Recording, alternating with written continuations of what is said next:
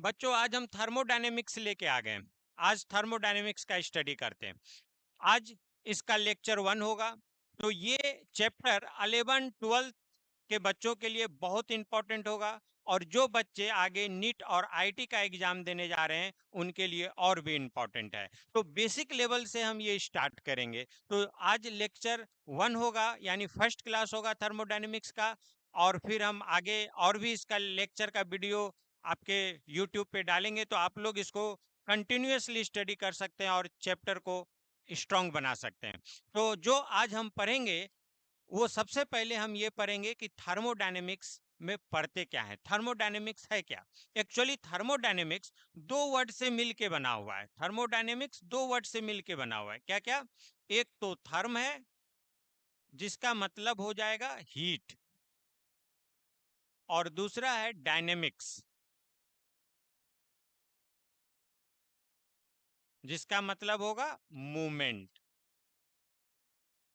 मतलब हम लोग हीट का मूवमेंट के बारे में स्टडी करेंगे, एनर्जी के बारे में स्टडी करेंगे। इस चैप्टर में हम लोग केमिकल रिएक्शन और डिफरेंट टाइप ऑफ एनर्जी के बीच का रिलेशन का स्टडी करते हैं। कोई केमिकल रिएक्शन होता है तो बहुत सारा बॉन्ड टूटता है, जैसे रिएक्टेंट होता है।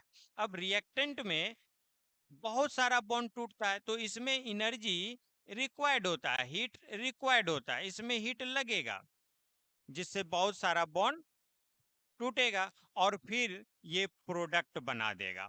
तो प्रोडक्ट बनाएगा तो बहुत सारा बॉन्ड बनेगा, तो एनर्जी इसमें रिलीज होगा। और यही हीट रिलीज, एनर्जी रिलीज और हीट एब्जॉर्ब किस तरह से होता है, इसमें कौन कौन सा एनर्जी इन्वॉल्व होता है, और रिएक्शन अगर हो रहा है तो उसमें एनर्जी का रोल क्या है, हीट का रोल क्या है, यही हम लोग स्टडी करते हैं थर्मोडायनेमिक्स में। तो सबसे पहले हम आपको आगे बताएं कि थर्मोडायनेमिक्स को डिफाइन कैसे करते हैं। तो आइए आगे चलते हैं। तो थर्मोडायनेमिक्स को हम लोग डिफाइन कैसे करेंगे, तो लिखेंगे इसमें the branch of chemistry, the branch of chemistry in which study of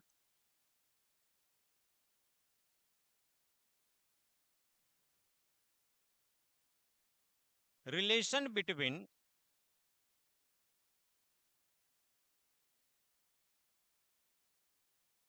different type of energy, different type of energy and chemical reaction।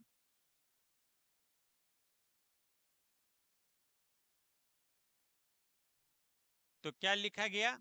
तो इसमें लिखा गया कि यह केमिस्ट्री का ब्रांच है जिसमें हम लोग डिफरेंट टाइप के एनर्जी का स्टडी करते हैं, और केमिकल रिएक्शन के साथ। मतलब कोई केमिकल रिएक्शन अगर हो रहा है तो उसमें किस तरह से एनर्जी इन्वॉल्व होता है, एनर्जी रिलीज होता है, एनर्जी एब्जॉर्ब होता है, और डिफरेंट टाइप ऑफ एनर्जी के बीच का ही रिलेशन का स्टडी करते हैं। तो ये सारा चीज हम लोग थर्मोडायनेमिक्स में पढ़ेंगे। एक्चुअली थर्मोडायनेमिक्स में हम आपको बताएं कि पढ़ने क्या क्या जा रहे हैं। तो थर्मोडायनेमिक्स में सबसे पहले हम लोग बेसिक टर्म के बारे में पढ़ेंगे। बेसिक, जिसमें हम लोग पढ़ेंगे थर्मोडायनेमिक टर्म्स। इसके बाद हम लोग इसी में पढ़ेंगे सिस्टम के बारे में। फिर हम लोग पढ़ेंगे इंटरनल एनर्जी। फिर हम लोग पढ़ेंगे first law of thermodynamics.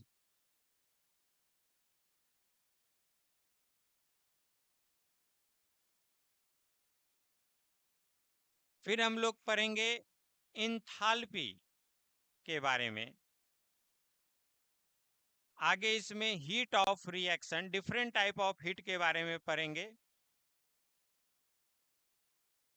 Heat of reaction में। फिर second law of thermodynamics,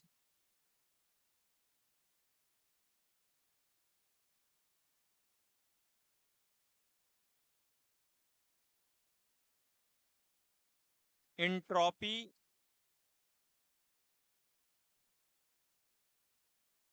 spontaneous and non-spontaneous reaction, spontaneous and non-spontaneous reaction,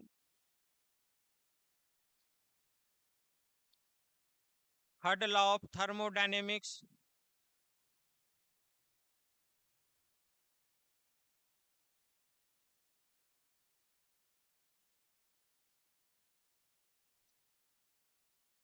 Gibbs free energy, ये सारा चीज के बारे में हम लोग इस चैप्टर में पढ़ने जा रहे हैं सीक्वेंशियल। तो हम सबसे पहले अभी जो इसमें स्टार्ट करेंगे वो क्या स्टार्ट करेंगे, बेसिक टर्म थर्मोडायनेमिक्स में। तो बेसिक टर्म क्या होगा, आइए देखते हैं। तो कुछ टर्म ऐसा होता है जो इसी चैप्टर में यूज होता है और हम उसके बारे में थोड़ा सा स्टडी करेंगे, इसीलिए हम लोग इसको बोलते हैं thermodynamic term, thermodynamic term.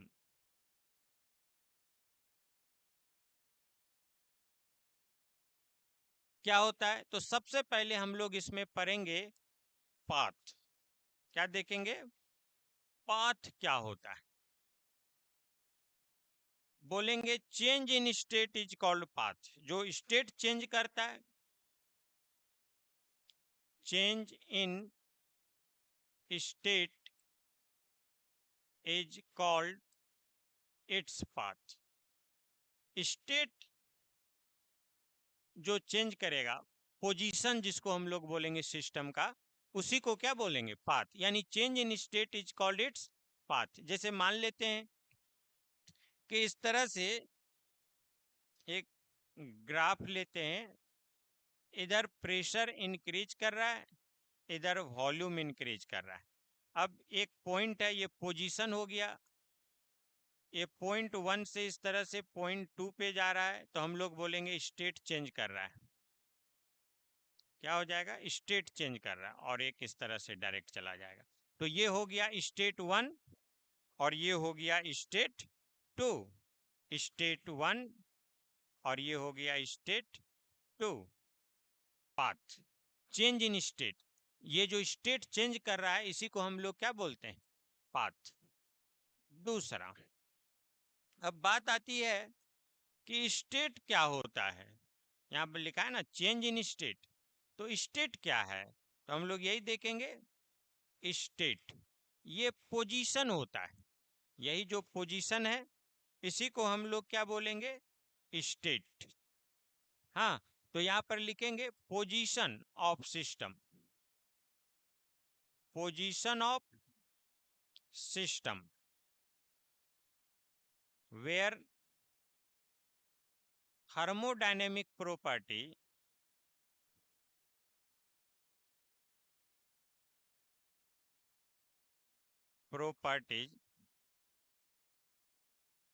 are fixed। क्या बोला गया, पोजीशन सिस्टम का जहां पर थर्मोडायनेमिक प्रॉपर्टीज क्या होता है, फिक्स होता है, उसी को हम लोग क्या बोल देंगे, स्टेट। तो ये आपका पोजीशन है जहां पर कुछ थर्मोडायनेमिक प्रॉपर्टीज फिक्स है, हाँ, और ये चेंज कर रहा है, तो हम लोग इसी को बोलेंगे, ये जो गया ये हो गया पाथ, और जो चेंज किया इसी को बोलेंगे स्टेट चेंज कर गया। हाँ, यानी पोजीशन इसका क्या कर गया, चेंज कर गया। तो यहाँ पर जो हो रहा है, ये जो पोजीशन है जो चेंज कर रहा है, इसी को हम लोग बोल रहे हैं स्टेट चेंज कर गया। नेक्स्ट में देखेंगे इसी में प्रोसेस। अब प्रोसेस क्या होता है, some defined path is called process, some defined path is called process. जो डिफाइंड पाथ होता है उसी को हम लोग क्या बोलते हैं, प्रोसेस। तो देखिए ये डिफाइंड पाथ है, ये वाला पार्ट डिफाइन है। कैसे, तो हम बताएंगे कि यहाँ प्रेशर इंक्रीज कर रहा है, प्रेशर क्या हो रहा है, इंक्रीज कर रहा है, जबकि वॉल्यूम जो है वो कांस्टेंट है। हाँ, तो ये डिफाइंड पाथ हुआ, पता चल रहा है कि हो क्या रहा है इसमें। जबकि यहाँ पर आप देखें ये वाला जो पाथ है ये डिफाइंड नहीं है, इंक्रीज कर रहा है, डिक्रीज कर रहा है, कांस्टेंट हो रहा है, यानी कोई फिक्स चीज नहीं बता रहा है। इसी वजह से हम लोग इसको हाँ प्रोसेस नहीं कहेंगे। प्रोसेस कौन सा हो गया? जो पाथ डिफाइंड है, ये वाला पाथ डिफाइंड है, तो इसको हम लोग क्या बोलेंगे? प्रोसेस। तो इस तरह से ये थर्मोडायनेमिक टर्म में हम लोग ये सब पढ़े। अब आगे देखेंगे हम लोग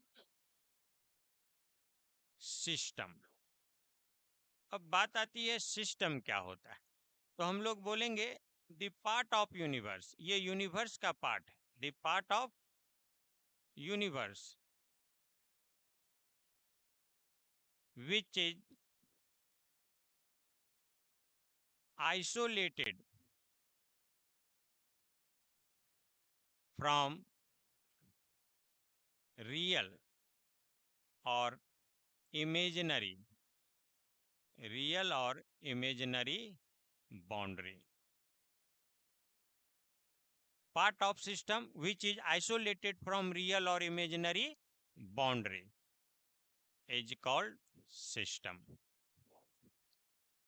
मतलब एक ऐसा यूनिवर्स का पार्ट जो रियल और इमेजिनरी बाउंड्री से घिरा हुआ। बाउंड्री दो तरह का हो गया, एक रियल बाउंड्री और एक इमेजिनरी बाउंड्री। जैसे हम लोग देखते हैं कोई एक सिस्टम बनाते हैं, इस तरह का मान लेते हैं, इसमें कोई लिक्विड है, तो ये जो बाउंड्री हो गया इसको आप बोल सकते हैं इमेजिनरी बाउंड्री, इमेजिनरी बाउंड्री। और ये वाला जो पार्ट है ये हो गया इसका रियल बाउंड्री। तो यूनिवर्स का वो पार्ट जो रियल या इमेजिनरी बाउंड्री से आइसोलेट हो, घिरा हुआ हो, अलग हो, उसी पार्ट को हम लोग क्या बोलते हैं? सिस्टम। और रेस्ट पार्ट जो बच गया यानी इसके चारों तरफ, वो पार्ट आप क्या बोल सकते हैं? वो क्या है? सराउंडिंग। यानी बाकी इसका पार्ट जो है इसको हम लोग क्या बोलेंगे? Surrounding, surrounding. तो यहाँ पर हम लोग बोल दें एंड रेस्ट पार्ट, सिस्टम के अलावे यूनिवर्स का जो रेस्ट पार्ट हो गया, and rest part of universe is called surrounding, is called surrounding. अब आप सोचिए कि सिस्टम और सराउंडिंग मिलके क्या बना देगा? यूनिवर्स। यानी कह सकते हैं यूनिवर्स बराबर सिस्टम अब प्लस सराउंडिंग। एग्जाम में कभी कभी पूछ देता है। तो सिस्टम और सराउंडिंग को अगर ऐड कर लिया जाए तो इसी को हम लोग बोलेंगे ये क्या बन गया? यूनिवर्स। क्या बन गया? यूनिवर्स। तो इस प्रकार से ये आपका सिस्टम हो गया।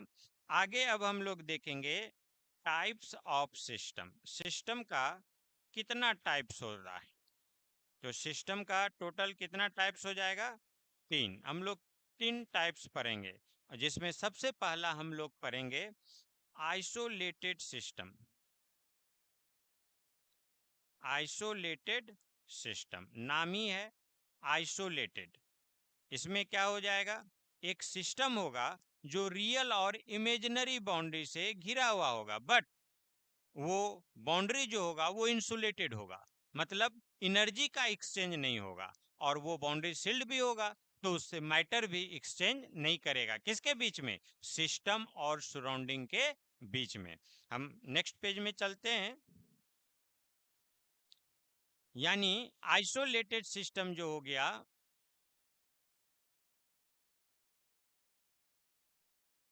कैसा सिस्टम हो जाएगा?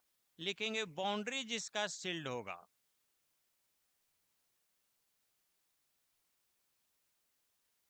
And insulated. बाउंड्री सील्ड भी होगा, इंसुलेटेड भी होगा, जिससे क्या होगा? मैटर और एनर्जी दोनों का एक्सचेंज नहीं होगा। यानी matter and energy do not exchange, do not exchange between system and surrounding. System और सराउंडिंग के बीच में मैटर और एनर्जी दोनों का ही एक्सचेंज नहीं होगा। जैसे मान लेते हैं ये सिस्टम है, हाँ, तो यहाँ मैटर होगा कुछ सिस्टम में, एनर्जी भी होगा। अब सिस्टम और सराउंडिंग के बीच में कोई एक्सचेंज नहीं होगा। हाँ, सिस्टम और सराउंडिंग के बीच में कोई एक्सचेंज नहीं होगा, ना ही मैटर का ना ही एनर्जी का, क्योंकि इसका बाउंड्री जो होगा वो शील्ड होगा। बाउंड्री जो होगा वो क्या होगा, शील्ड होगा, और साथ ही इंसुलेटेड होगा। तो ऐसे सिस्टम को ही हम लोग क्या बोल देते हैं, आइसोलेटेड सिस्टम। क्या बोल देते हैं, आइसोलेटेड सिस्टम। अब आइसोलेटेड सिस्टम में हम लोग देखेंगे कि इसका एग्जाम्पल क्या होता है। तो एग्जाम्पल क्या हो जाएगा, an ice in thermos flask.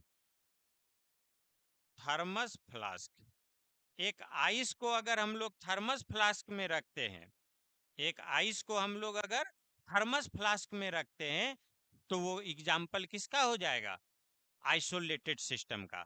Thermos flask आप लोग मिल्टन का देखे होंगे, अगर चाय रखते हैं तो गर्म ही रहता है, ठंडा पानी रखते हैं तो ठंडा ही रहता है, आप उसको कह सकते हैं कि ये थर्मस फ्लास्क है। हाँ, क्योंकि उसमें एनर्जी का एक्सचेंज नहीं होता है सराउंडिंग के साथ, और इसी वजह से वो एक आइसोलेटेड सिस्टम का क्या होगा, एग्जाम्पल होगा। तो ये आपका आइसोलेटेड सिस्टम है। जबकि दूसरा हम लोग देखेंगे इसमें क्लोज सिस्टम। अब क्लोज सिस्टम कैसा सिस्टम है, तो ऐसा सिस्टम हम लोग बोलेंगे बाउंड्री is sealed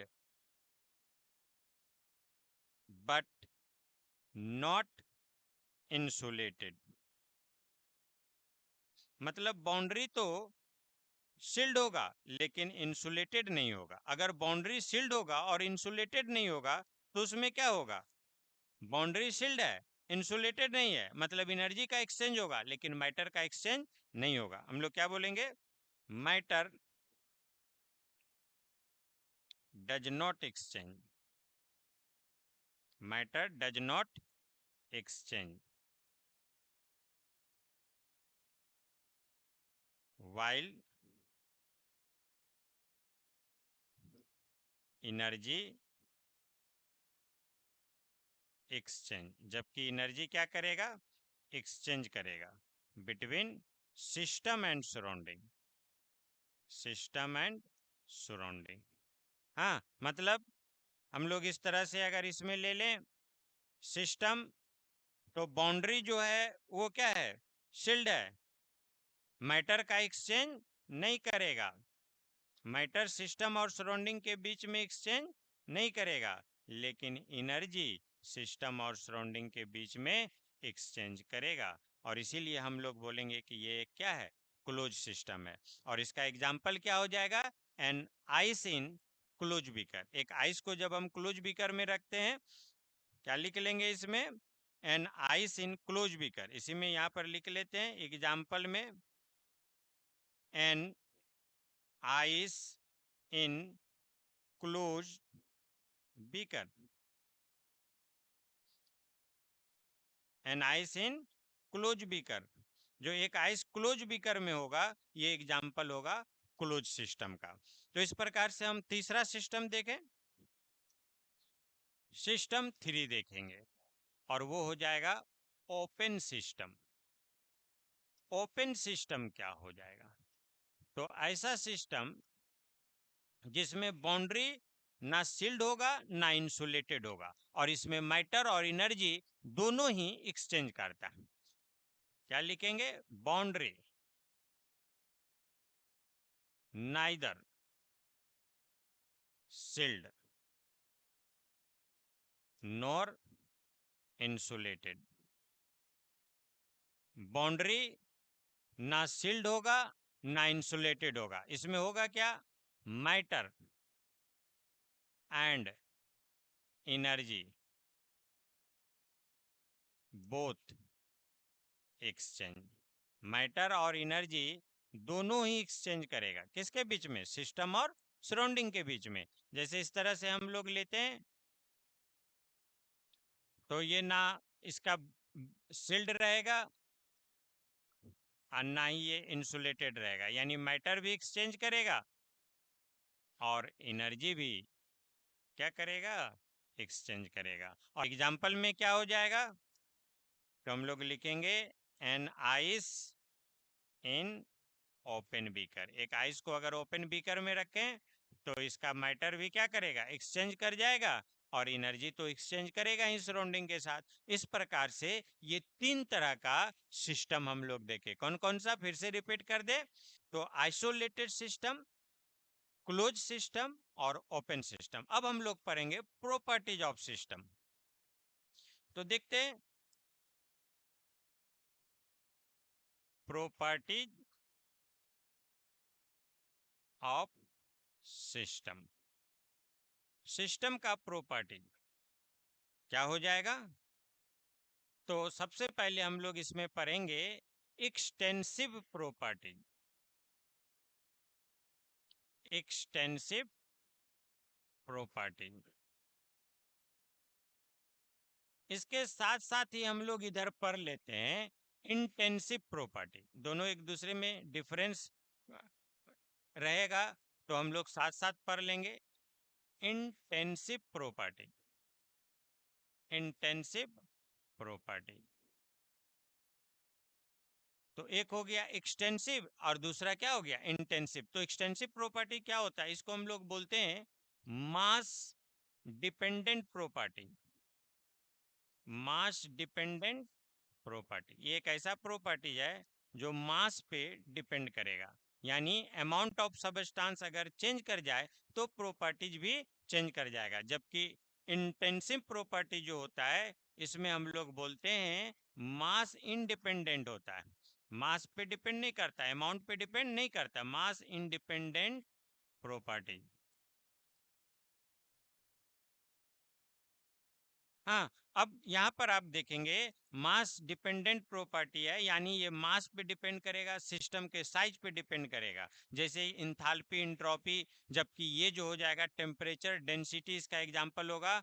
अभी हम और भी इसको बेहतर तरीके से समझेंगे। हम इसको डिफाइन कैसे करेंगे एक्सटेंसिव प्रॉपर्टीज को, तो हम लोग लिखेंगे properties of system, properties of system which depend on the amount of substance, amount of substance. Properties of system which depend on the amount of substance or size of system. Amount of substance पे जो depend करता है या size of system पे जो depend करता है उसी को हम लोग बोलेंगे एक्सटेंसिव प्रॉपर्टी। हाँ, तो जो साइज पे डिपेंड करे या अमाउंट ऑफ सबस्टांस पे डिपेंड करे, एग्जांपल में हम लोग देखेंगे इंथाल्पी, एंट्रोपी, ये एनर्जी का ही टाइप्स है। मास, वॉल्यूम, ये सब अमाउंट पे डिपेंड करता है, ईटीसी। ये सब एक्सटेंसिव प्रॉपर्टी होगा, एग्जाम में आता है पहचानने के लिए। कोई प्रॉपर्टी दे देगा, बोलेगा बताइए ये एक्सटेंसिव है या इंटेंसिव। तो हम लोग इसको कैसे पहचानेंगे कि अमाउंट ऑफ सबस्टांस को हम डिवाइड कर दें, डिवीजन देने पे जो चेंज ना करता हो उसी को हम लोग क्या बोलेंगे, extensive property. Amount of substance को डिवाइड देने पे अगर प्रॉपर्टी चेंज हो जाए तो वो हो जाएगा क्या, एक्सटेंसिव प्रॉपर्टी। और जो चेंज ना करे उसको हम लोग क्या बोलेंगे, इंटेंसिव प्रॉपर्टी। तो यहाँ पर हम लोग लिखेंगे properties of system, properties of system which independent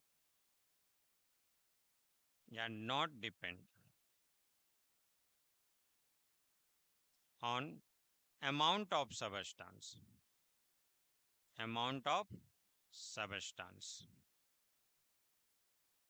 और साइज ऑफ सिस्टम, जो सिस्टम के साइज पे या अमाउंट पे डिपेंड ना करे, वैसे प्रॉपर्टीज को हम लोग बोलेंगे इंटेंसिव प्रॉपर्टी। एग्जाम्पल में देखेंगे टेम्परेचर, एग्जाम्पल में देखेंगे डेंसिटी, एग्जाम्पल में देखेंगे मोलारिटी, पीएच, हाँ, इलेक्ट्रोड पोटेंशियल, ये सब एग्जाम्पल जो है ये किसका हो जाएगा, इंटेंसिव प्रॉपर्टी का। अब थोड़ा सोचिए, हम टेम्परेचर यहाँ पर लिए, अगर टेम्परेचर हम लोग लेते, कोई रड को हम गर्म करते हैं 100 डिग्री सेल्सियस और उसको फिर हम तोड़ देते हैं दो भाग में, अब एक भाग का टेम्परेचर क्या होगा, 50 डिग्री या 100 डिग्री, तो प्रत्येक भाग का टेम्परेचर 100 डिग्री सेल्सियस होगा। तो अमाउंट ऑफ सबस्टांस को डिवाइड करने के बावजूद भी अगर प्रॉपर्टी चेंज नहीं करता हो तो वो प्रॉपर्टीज क्या हो जाएगा, इंटेंसिव प्रॉपर्टी। लेकिन अगर अमाउंट ऑफ सबस्टांस को डिवाइड कर दें तो वो प्रॉपर्टी चेंज हो जाए तो हम लोग बोलेंगे एक्सटेंसिव प्रॉपर्टी। इसीलिए इसको बोलते हैं कि ये अमाउंट ऑफ सबस्टांस के डिवीजन पे डिपेंड करेगा, डिवीजन पे चेंज कर जाएगा, जबकि ये डिवीजन पे चेंज नहीं करेगा। तो इस प्रकार से हम एक दूसरे के बीच में डिफरेंस भी देख लिए और दोनों का हम प्रॉपर्टीज भी समझ लिए। आगे हम इसमें बताएं कि एक्सटेंसिव प्रॉपर्टी का जो रेशियो होता है, दो एक्सटेंसिव प्रॉपर्टी का रेशियो जो होता है वो इंटेंसिव बन जाता है। नेक्स्ट में देखते हैं, यहां पर लिखेंगे आगे ratio of two extensive, ratio of two extensive, ratio of two extensive is intensive.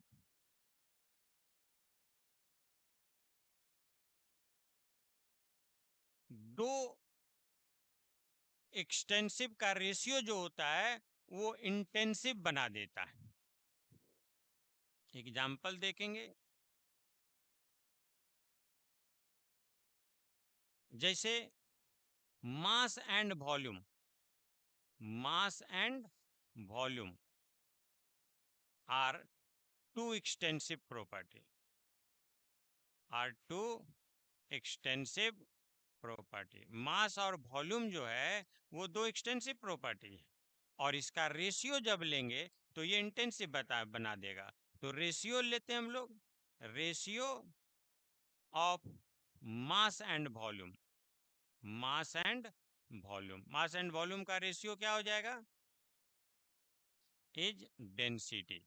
यानी हम लोग लिखेंगे mass by volume equal to क्या हो जाएगा, डेंसिटी। तो डेंसिटी जो है एक इंटेंसिव प्रॉपर्टी, यानी अमाउंट पे ये डिपेंड नहीं करता है, जबकि मास एंड वॉल्यूम क्या है, एक्सटेंसिव प्रॉपर्टी। तो इस तरह से दो एक्सटेंसिव का जो रेशियो होगा वो इंटेंसिव हो जाता है।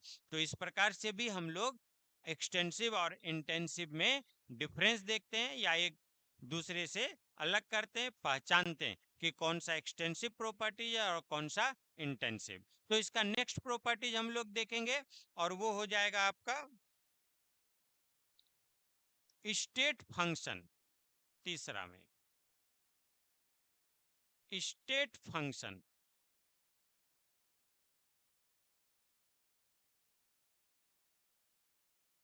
या इसी को बोलते हैं स्टेट वेरिएबल।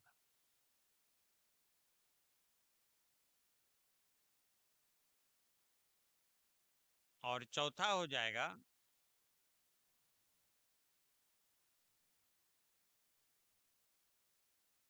पाथ फंक्शन और पाथ वेरिएबल।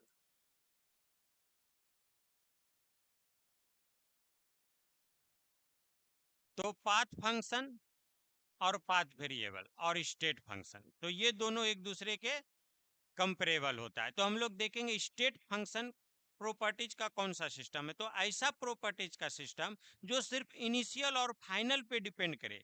हाँ, सिस्टम का वह प्रॉपर्टी जो सिर्फ किस पे डिपेंड करता है, इनिशियल और फाइनल स्टेट पे। ऐसे प्रॉपर्टीज को हम लोग बोलते हैं स्टेट फंक्शन और स्टेट वेरिएबल। और जो पाथ पे डिपेंड करता है, इनिशियल और फाइनल पे डिपेंड नहीं करता, उसको क्या बोलेंगे, पाथ फंक्शन और पाथ वेरिएबल। तो यही दोनों में डिफरेंस भी है, तो हम लोग डिफाइन करेंगे, लिखेंगे।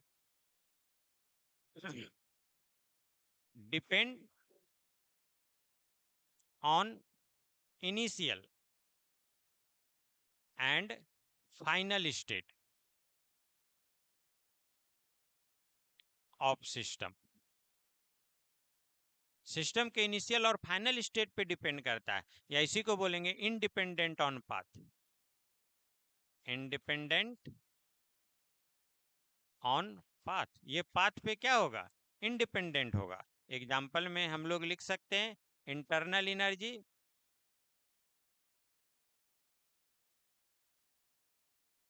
Enthalpy,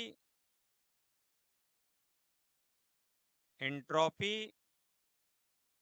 ATC. ये सब सारा कौन सा प्रॉपर्टीज हो जाएगा, स्टेट फंक्शन और स्टेट वेरिएबल, जो सिर्फ इनिशियल और फाइनल स्टेट पे सिस्टम का डिपेंड करता है। जबकि पाथ फंक्शन क्या हो जाएगा, do not depend, do not depend on initial and final state, initial and final state of the system, जो सिस्टम के इनिशियल और फाइनल स्टेट पे डिपेंड नहीं करता है। और ये क्या हो जाएगा, हम लोग बोलेंगे depend on path, depend on path. ये पाथ पे डिपेंड करता है, सिस्टम के द्वारा depend on path followed by the system, by the system, जो सिस्टम पाथ को फॉलो करता है। अब एग्जाम्पल में क्या हो जाएगा, हीट एंड वर्क। इसका एग्जाम्पल बहुत ही एग्जाम्पल है, बराबर एग्जाम में पूछता है, हीट एंड वर्क। हाँ, ये कौन सा, पाथ फंक्शन और पाथ वेरिएबल। तो इनिशियल और फाइनल स्टेट पे जो डिपेंड करता है और जो इनिशियल और फाइनल पे डिपेंड नहीं करता, यही दोनों का मुख्य डिफरेंस होगा। तो हम इस पे कुछ क्वेश्चन देखते हैं कि एग्जाम में इस पे क्वेश्चन कैसा पूछता है। तो आइए देखते हैं। जैसे आपको question they they, which of the following property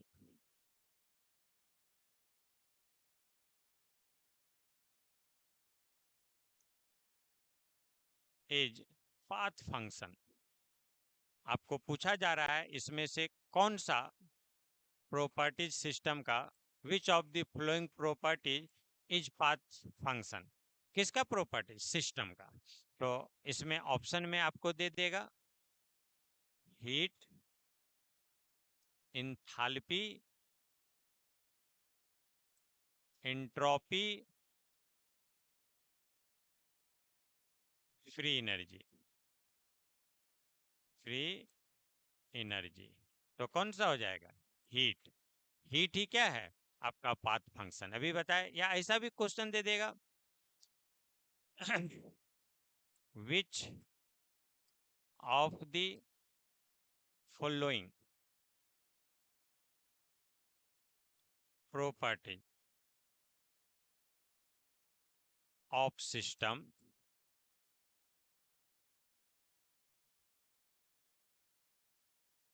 independent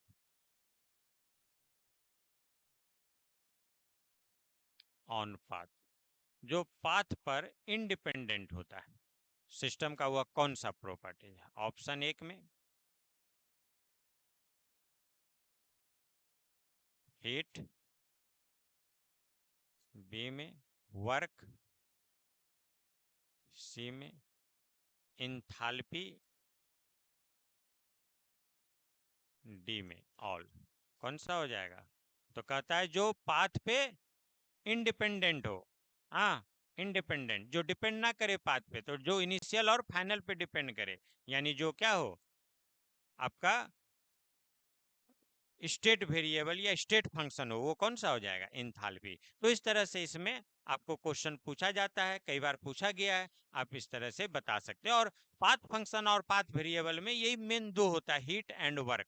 तो अगर पूछता है तो 99% केस में हीट और वर्क से ही पूछेगा, अगर आपको पाथ फंक्शन और पाथ वेरिएबल के बारे में पूछता है तो। क्लियर है। अब हम यहाँ से आगे चलते हैं और देखते हैं थोड़ा सा इंटरनल एनर्जी के बारे में।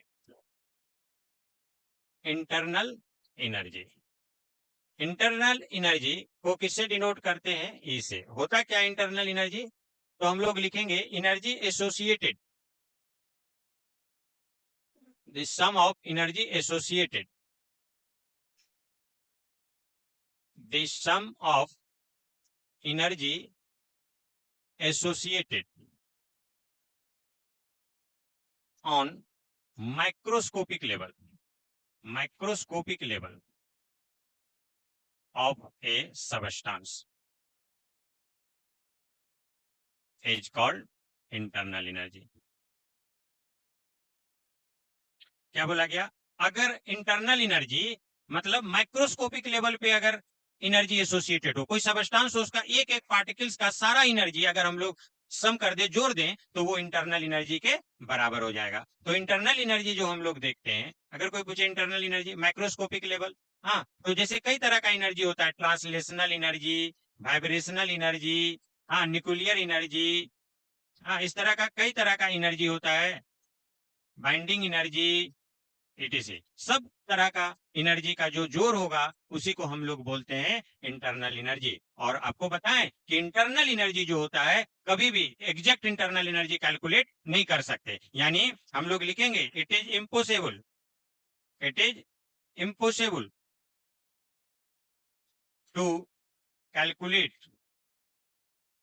It is impossible to calculate exact internal energy, exact internal energy of substance.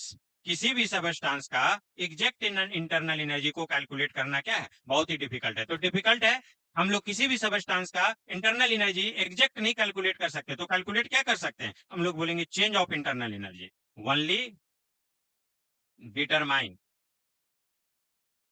Change of internal energy, change of internal energy, यानी इंटरनल एनर्जी जो चेंज करेगा हम लोग सिर्फ उसी को डिटरमाइन कर सकते हैं। और चेंज ऑफ इंटरनल एनर्जी को हम किससे इंडिकेट करेंगे, डेली से। तो चेंज ऑफ इंटरनल एनर्जी होगा क्या, तो डेली हम लोग लिखेंगे डेल ई बराबर, यानी चेंज ऑफ इंटरनल एनर्जी बराबर internal energy final minus internal energy initial. तो यही हो जाएगा आपका चेंज ऑफ इंटरनल एनर्जी। तो किसी भी सिस्टम का, आगे चलते हैं, किसी भी सिस्टम का अगर इंटरनल एनर्जी हमको निकालना हो तो internal energy final minus internal energy initial कर लेंगे, वो चेंज ऑफ इंटरनल एनर्जी आ जाएगा। तो इंटरनल एनर्जी जब भी हम लोग निकालते हैं, जैसे मान लेते हैं कोई सिस्टम है, ये सिस्टम स्टेट 1 है, यहां से एक स्टेट से दूसरे स्टेट में जा रहा है। अब ये तीन पाथ है, 1 2 3। यहाँ इनिशियल स्टेट है तो इसके एनर्जी को बोलेंगे, इंडिकेट करेंगे EI से, और ये फाइनल स्टेट है तो इसके एनर्जी को EF से। अब अगर हम लोग इसका इंटरनल एनर्जी का डिफरेंस यानी change of internal energy calculate करना चाहें तो इसी को EF अब माइनस EI, मतलब फाइनल स्टेट का इंटरनल एनर्जी अब माइनस इनिशियल स्टेट का इंटरनल एनर्जी, यही हम लोग इसमें क्या करते हैं, कैलकुलेट करते हैं, और इसी को बोलते हैं इंटरनल एनर्जी। तो आज इतना ही, अगले दिन जस्ट हम यहीं से आगे शुरू करेंगे फर्स्ट लॉ ऑफ थर्मोडायनेमिक्स, जो कंजर्वेशन ऑफ एनर्जी पे बेस्ड होता है। तब तक आप कमेंट करके बता सकते हैं कि वीडियो कैसा लगा, और अच्छा वीडियो बनाने के लिए, और अच्छा नॉलेजियस वीडियो बनाने के लिए अगर आपको कुछ सुझाव देना हो तो आप दे सकते हैं। तब तक के लिए थैंक यू, धन्यवाद।